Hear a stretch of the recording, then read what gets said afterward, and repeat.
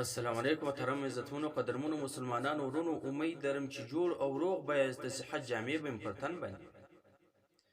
الله اکبر کبیره ای مسلمانانو ورونو ته دغه یو ویډیو ګورې په غور سره وګوره خپلې خویندې مندې لوڼې د داسې ځایونه بچاو کړئ او د جهنم د اور نه بچاو کړئ او خپله کورنۍ ټوله د جهنم د اور نه بچاو کړئ ته یې وګورئ چې داسې خویندې مندې لوڼې دا چیرې ځي او بیا څه کوي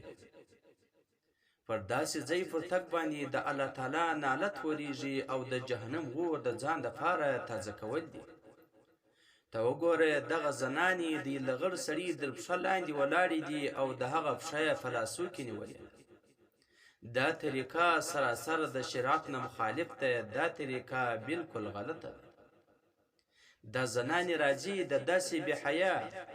د بې وجدانه د داسې لغړ سړي سره شفا غواړي شفا ورکولو والا ذات صرف د الله تعالی ذات دی او د ده نه خپل مرادونه او حاجتونه پوره کول غواړي او مرادو او حاجتو پوره کولو والا ذات صرف د الله تعالی ای مسلمانانو د الله تعالی د حکم مطابق د رسول الله صلی الله علیه وسلم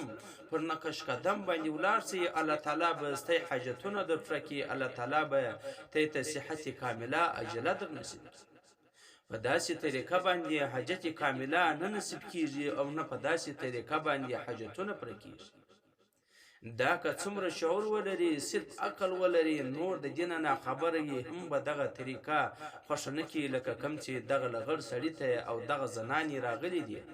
دغه بې وجدانه او دغه بې ضمیره انسان ته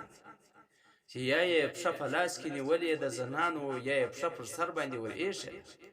ای مسلمانانو دغه ستی غیرت څنګه برداشوي او دا څنګه برداشوی سي چې داسې بې حیا انسان ته ورځي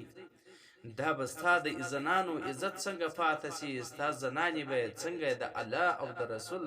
او حکم ته غاړه ایښوونکي سي او بیا به څنګه د الله او رسول حکم ومني باید د داسې ځایو د اجتناب وکړو او فریض وکړو دغه خپلې زنانې رابندې کړو د داسې ځایونه